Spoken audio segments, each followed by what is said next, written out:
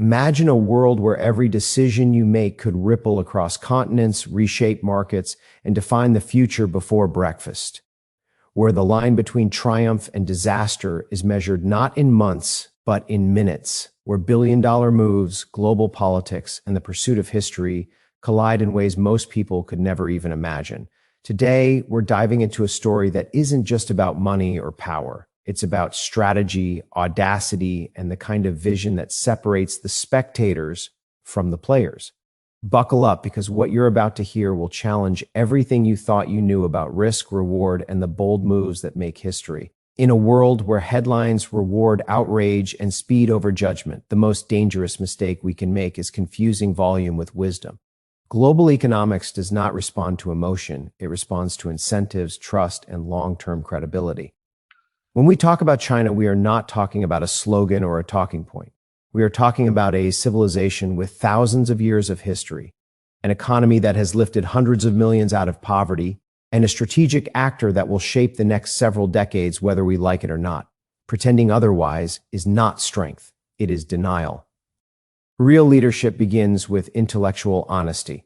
China is neither a friend to be blindly trusted nor an enemy to be casually provoked. It is a competitor, one that studies patiently, plans relentlessly, and plays the long game. If we approach that reality with arrogance or simplistic thinking, we weaken ourselves. Global markets punish confusion, capital flees uncertainty, and when policy becomes reactive instead of strategic, the costs are not abstract. They are paid by workers, consumers, and future generations. Trade, at its core, is not charity. It is mutual benefit governed by rules. When those rules are enforced consistently and intelligently, they create prosperity on both sides. When they are replaced by blunt instruments and public theatrics, supply chains fracture, inflation rises, and trust erodes. You cannot tariff your way to competitiveness. You cannot isolate your way to leadership. Economic power in the modern world is built by investing in productivity, innovation, and human capital, not by pretending the global system can be rolled back to a simpler era. There is also a deeper issue at stake: credibility. Nations, like institutions, operate on confidence that contracts will be honored, confidence that policy will be rational, confidence that disputes will be resolved through frameworks, not impulses. When that confidence weakens, the cost of capital rises, alliances strain, and influence fades. The most valuable asset any country has is not its military hardware or its natural resources. It is the belief, shared globally, that it is a reliable steward of the system it helped create. Engagement does not mean surrender. It means choosing arenas where you are strongest. It means setting clear boundaries, enforcing them quietly and firmly, and recognizing that progress often happens away from microphones and cameras. Serious negotiations are not designed for applause. They are designed for outcomes. And outcomes require patience, preparation, and respect for complexity. If we want to win the future, we must first understand the present. That requires moving beyond caricatures and into competence. It requires leaders who can hold two ideas at once: that competition with China is real and enduring, and that cooperation on global stability, trade norms, and economic growth is essential. These ideas are not contradictory. They are the foundation of strategic maturity. History does not reward the loudest voice in the room. It rewards those who think clearly when others are distracted, who build institutions while others chase moments, and who understand that the real measure of power is not how hard you strike, but how wisely you choose when and when not to strike at all. There is a comforting illusion in politics that simple solutions can solve complex problems. Tariffs fall neatly into that category. They sound decisive. They feel tough. They offer an easy villain. And an even easier promise: impose a tax, punish the other side, bring jobs back home. But economics does not reward theater. It rewards discipline, precision, and an understanding of second and third order consequences. When policy ignores those realities, the damage is quiet at first and devastating over time. A tariff is not paid by a foreign government. It is paid by businesses and consumers at home. It shows up in higher prices, thinner margins, delayed investment, and lost competitiveness. It functions as a tax on efficiency, and efficiency is the lifeblood of a modern economy. When costs rise across supply chains, companies do not suddenly become patriotic manufacturers overnight. They become cautious. They cut expansion plans. They pass costs forward. And the people who feel it most are the very ones tariffs are supposed to protect. The idea that broad punitive trade barriers can resurrect large-scale, low-value manufacturing misunderstands how the global economy works today. Those jobs did not disappear because of unfairness alone. They disappeared because of automation, productivity gains, and shifting consumer demand. Trying to force them back through tariffs is like trying to turn back the clock by breaking it. You don't get the past, you just lose your sense of time. What's more concerning is the signal this approach sends to the rest of the world. Markets run on predictability. Investors allocate capital based on rules they believe will endure beyond an elect. Sion cycle. When trade policy becomes volatile, when it swings with rhetoric rather than evidence, capital hesitates. And when capital hesitates, growth slows.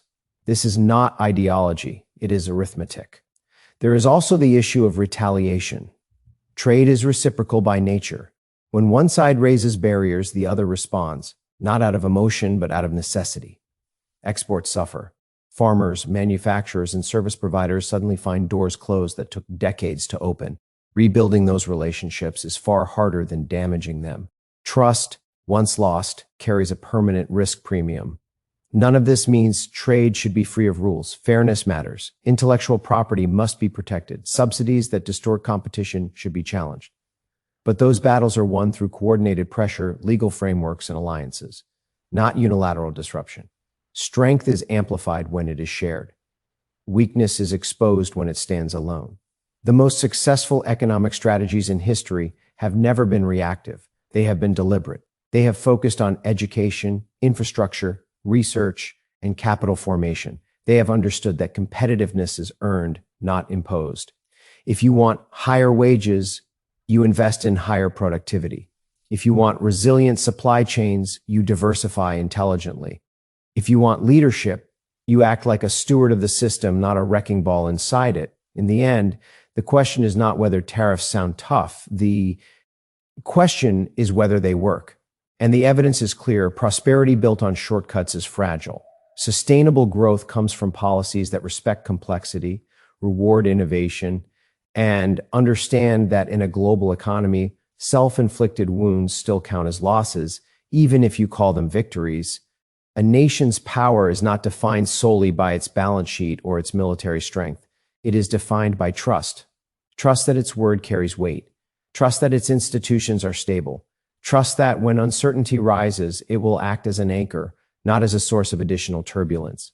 In global finance, that trust becomes a brand, and brands, once damaged, are extraordinarily difficult to repair. The United States has benefited for decades from an intangible advantage that few truly appreciate until it is tested: the assumption that its markets are deep, its laws are predictable, and its decision-making, while imperfect, ultimately bends toward rationality. That belief is why capital flows here in moments of crisis. It is why the dollar remains central to global commerce. It is why U.S. Treasuries have long been treated not merely as investments, but as insurance. This position was not inherited by accident. It was earned through consistency over generations. But brands are fragile. They are not destroyed in a single dramatic moment. They erode slowly through a pattern of behavior that introduces doubt. When fiscal discipline is treated as optional, when policy appears impulsive, when political messaging undermines confidence in institutions rather than reinforcing it, markets take notice. They always do. Investors may not react immediately, but they adjust expectations quietly, incrementally pricing in risk that once did not exist. Confidence is a currency. When it weakens, the cost of capital rises. Borrowing becomes more expensive. Long-term planning gives way to short-term hedging. This affects governments, corporations, and households alike. And unlike interest rates, confidence cannot be adjusted with a single announcement. Once shaken, it requires years of credible behavior to restore. What makes this especially dangerous is that the erosion is often invisible to the public until the bill comes due. The consequences do not arrive as a headline. They arrive as slower growth, reduced opportunity, and diminished influence. Other nations do not need to replace American leadership overnight. They only need to offer an alternative that appears more stable, more disciplined, or more predictable at the margin. Over time, margins compound. There is a misconception that economic leadership is maintained through dominance alone. In reality, it is maintained through stewardship. The global system works because participants believe the referee respects the rules. When that belief weakens, the system fragments. Capital seeks safety elsewhere. Alliances grow transactional. Cooperation gives way to hedging. None of this requires malice, only uncertainty. Fiscal responsibility, institutional respect, and measured leadership are not academic ideals. They are competitive advantages. They are what allow a nation to finance innovation, respond to crises, and project influence without coercion. When those advantages are taken for granted, they slip quietly out of reach. The challenge then is not to defend a legacy out of nostalgia, but to protect it out of realism. Leadership in the modern world is not about who speaks the loudest or moves the fastest. It is about who can be trusted when the stakes are highest. Because in global markets, as in life, reputation compounds, and once credibility is discounted, no amount of rhetoric can buy it back at full price. At first glance, the idea of investing tens of millions into something that walked the earth millions of years ago sounds irrational.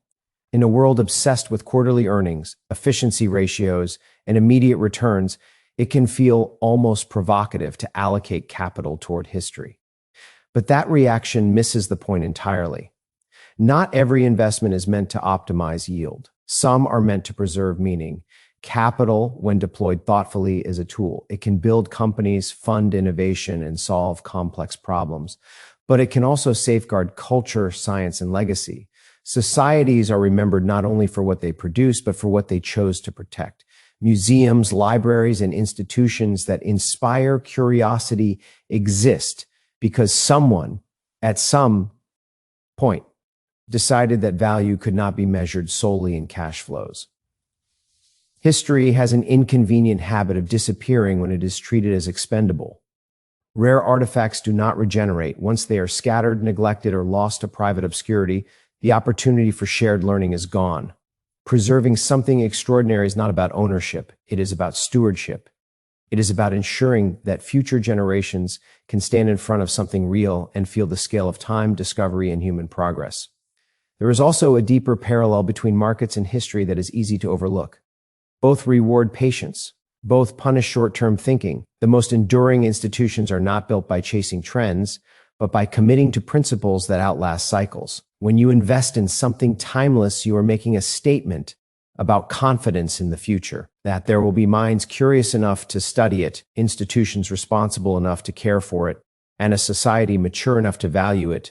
Critics often frame such decisions as indulgence. That framing is convenient but shallow. True indulgence is consuming without contributing. Preservation is the opposite. It requires responsibility, resources, and a willingness to think beyond personal timelines. The return is not financial in the traditional sense, but it is real, education, inspiration, and continuity. There is also a national dimension to this choice. Cultural and scientific treasures shape identity. They anchor knowledge within borders, not through restriction, but through access. Keeping important artifacts where they can be studied, displayed, and appreciated is an investment in intellectual capital. It sends a message that discovery matters, that science matters, and that understanding our past is essential to navigating our future. In finance, the best decisions are often misunderstood in the moment and obvious in hindsight.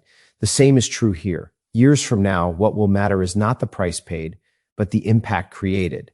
The conversations sparked, the students inspired, the sense of wonder restored in an age increasingly dominated by screens and abstractions. Some investments compound dollars, others compound meaning. The latter are rarer, harder to justify on a spreadsheet, and infinitely more difficult to replace once lost. Choosing to protect something ancient is ultimately an expression of confidence, not in the past, but in the future we believe is worth building. Long-term success, whether in markets, business, or public policy, is never an accident. It is the product of discipline, foresight, and an unwavering commitment to principles that outlast short-term trends. The temptation to chase headlines, to react to every shock, or to measure performance by transient applause is constant. But those who yield to it find that volatility is easy to create and almost impossible to control.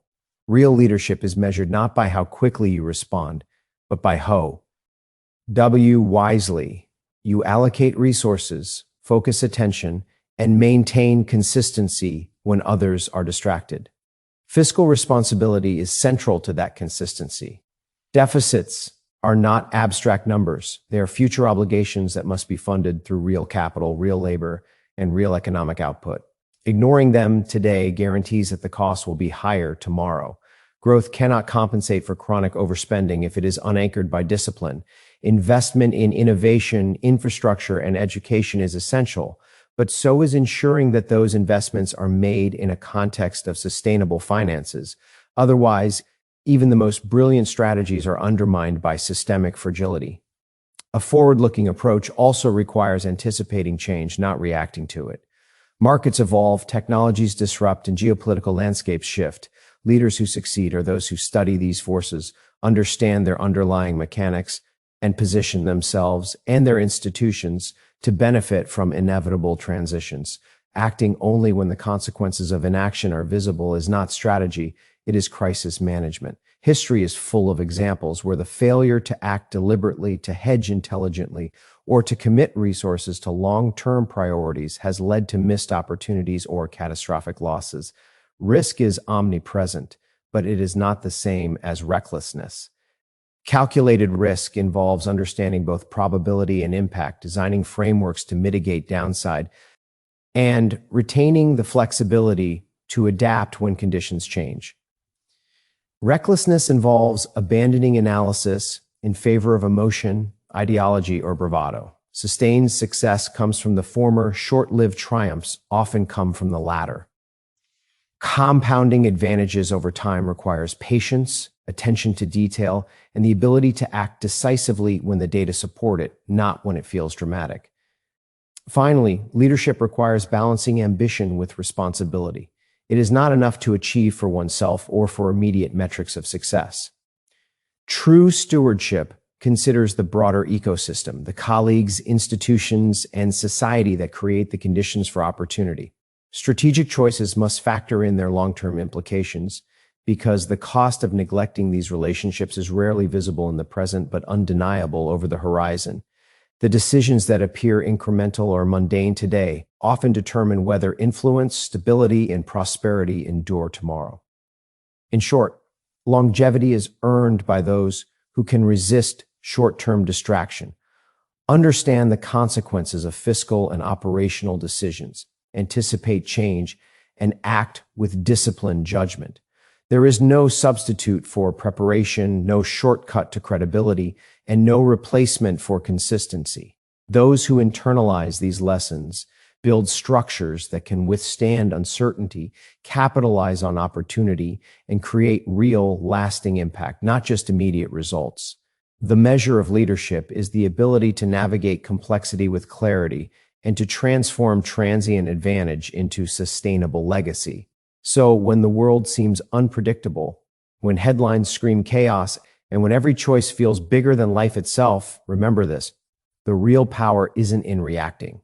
It's in thinking boldly, moving decisively, and investing in what lasts.